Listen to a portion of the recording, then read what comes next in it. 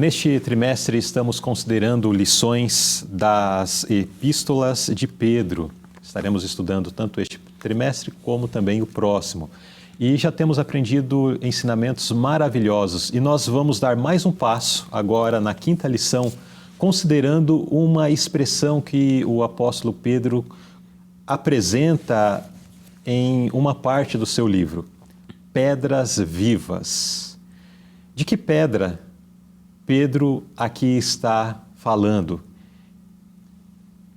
Quem são essas pedras vivas que Pedro menciona aqui? Ao longo dessa lição nós vamos falar muito sobre pedra. Vamos ver pedra se referindo a Jesus, vamos ver pedra se referindo a Pedro também, vamos ver pedra se referindo ao corpo de Cristo, à igreja do Senhor Jesus Cristo. Então chamo a sua atenção para aquilo que estaremos estudando ao longo desta lição. O verso base para a lição está na primeira carta de Pedro, capítulo 2 e verso 5.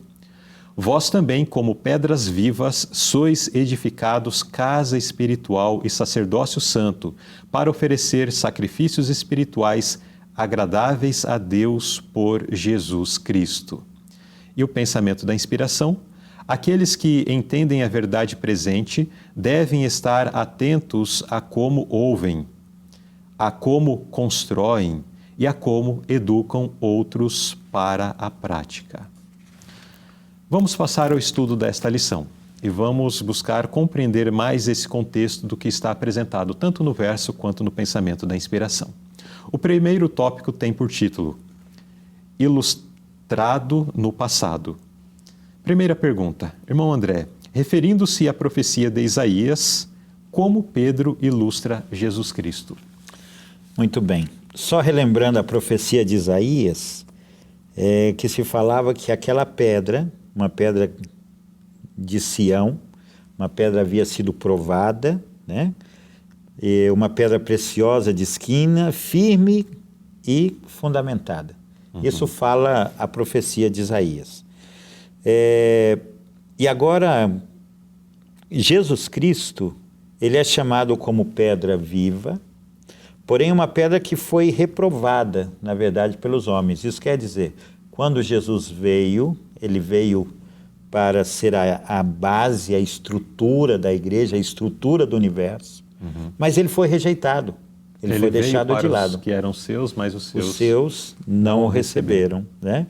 Então, o dom mais precioso dos céus, a joia mais preciosa dos céus foi enviada e essa joia foi rejeitada, foi colocada de lado, né? E então Pedro ilustra Jesus dessa maneira, mas ele diz que Jesus veio a ser a principal pedra de esquina, eleita, preciosa, e quem acreditar nisso jamais será confundido. Na próxima pergunta a gente vai entender um pouco melhor a questão da esquina, da pedra de esquina, mas ele quis deixar claro isso aí, Jesus Cristo, a principal pedra de fundamento para todo aquele que crê. Muito bem. Ao longo da lição isso será mais explorado, Sim. né? Então eu nem vou muito avançar nesses comentários para nós não também já trazermos antes aqui. Pergunta B. Que evento histórico serve de base para esta ilustração? Então, tanto Isaías quanto Pedro estavam se referindo a algo que havia acontecido anteriormente na história de Israel. E que evento foi este? Isso é uma coisa muito linda, né? Quando Deus deu a ordem a Salomão para construir o templo e deu a orientação de como deveria ser feito, o local onde o templo ia ser colocado era um lugar tão sagrado que não deveria se trabalhar com ferramentas naquele lugar. Só antes de continuar a história, eu fiquei muito pensando nisso, Luzilei, quando eu estudei essa lição. Na construção do templo, não se deveria usar ferramentas, porque isso ia ser irreverente para o lugar. Aí, de repente, eu fico pensando como nós estamos tratando os nossos templos hoje. Isso mexeu muito comigo, sabe? Às vezes chupando, gente mascando chiclete dentro do templo, né? Teve uma ocasião que nós estávamos em um evento especial e tinha um irmão mandando e recebendo mensagens de voz ao celular. E eu pedi a ele que parasse e ele ficou aborrecido comigo. Ele ficou chateado comigo. Parece que ele estava no quintal da casa dele, sabe? Então, essa santidade que Deus revelou para aquele lugar mexeu muito comigo. E é algo que eu peço para você em casa, pensar muito nisso e refletir quanto a isso em nossas igrejas também, né? À medida que estudarmos essa lição. Mas vamos voltar aqui à história, né? Exato. Nenhum instrumento deveria ser usado nas pedras. Então as pedras foram lavradas em outro ambiente e foram trazidas para serem montadas. É muito bonito isso nas construções antigas. É pedra sobreposta, né? E bem encaixadas, né? Bem encaixadas aí, bem colocadinha uma sobre a outra. E o que aconteceu? Que veio uma pedra grande, num formato diferente, e que não se encontrou onde colocá-la no fundamento. O fundamento não tinha lugar para ela.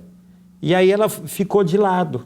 Choveu em cima dela, tempestade, ela começou a incomodar, o pessoal vinha trazer os pesos, as coisas, e tropeçava nela, incomodava, e aquela pedra ficou rejeitada. Não tiraram dali porque era muito grande, já que veio, deixaram ali, né? Mas ela ficou ali, rejeitada.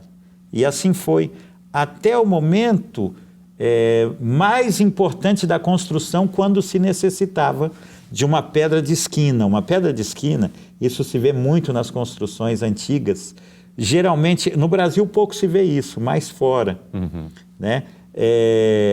As pedras eram encaixadas, e aí tinha a pedra angular, que às vezes, quando tem uma ponte, um aro, ela vai bem no centro.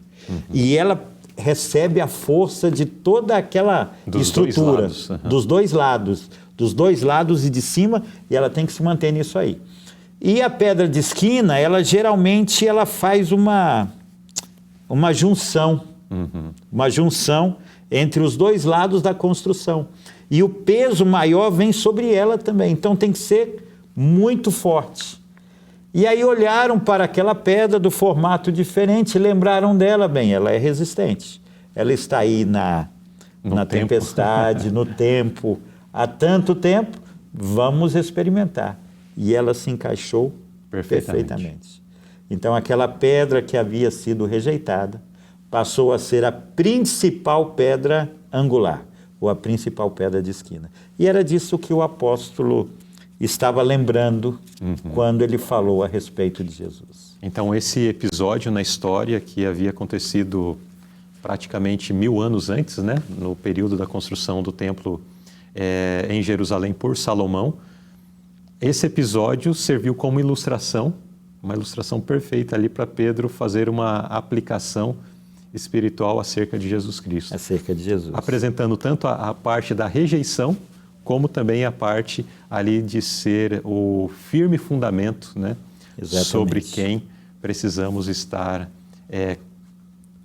alicerçados, né? Exatamente. Muito bem. Então, nesse primeiro tópico da nossa lição, nós vimos este ensinamento da parte do apóstolo Pedro, e que também foi mencionado anteriormente pelo profeta Isaías, fazendo uma alusão também aí a Cristo, né?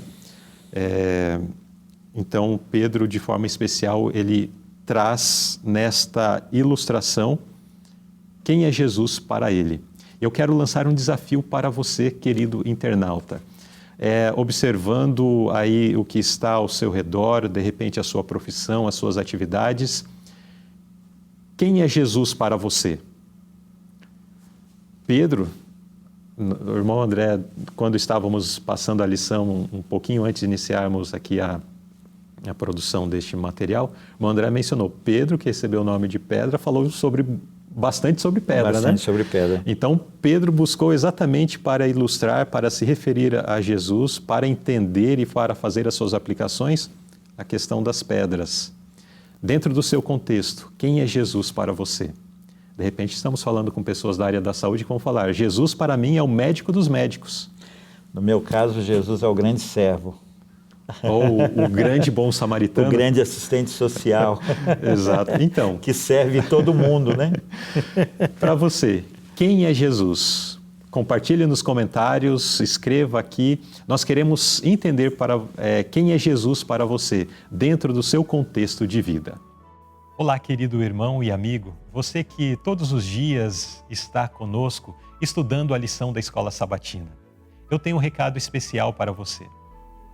Deus tem proporcionado ricas bênçãos a todos nós. Bênçãos através do Ministério Conectados com Deus, onde todos os dias o Senhor tem nos permitido comunicar mensagem de salvação a milhares de pessoas. Isso é uma bênção. Nós ficamos muito felizes por isso. No entanto, nós precisamos fazer ainda muito mais do que tem sido feito até o presente momento. Mas para fazer mais, nós precisamos de recursos. Precisamos da generosa contribuição dos nossos irmãos. E nesse instante, eu quero apelar ao coração de todos vocês para que separem uma oferta especial para dedicar ao Ministério Conectados com Deus, para ajudar o programa Lição Interativa, para ajudar a produção das lições das crianças, das lições dos adolescentes, a produzir conteúdos para os demais canais aqui deste ministério. Ajude-nos a compartilhar o Evangelho com outras pessoas. E nós, desde já, oramos para que o Senhor continue derramando ricas bênçãos sobre todos aqueles que generosamente já têm contribuído com o ministério Conectados com Deus.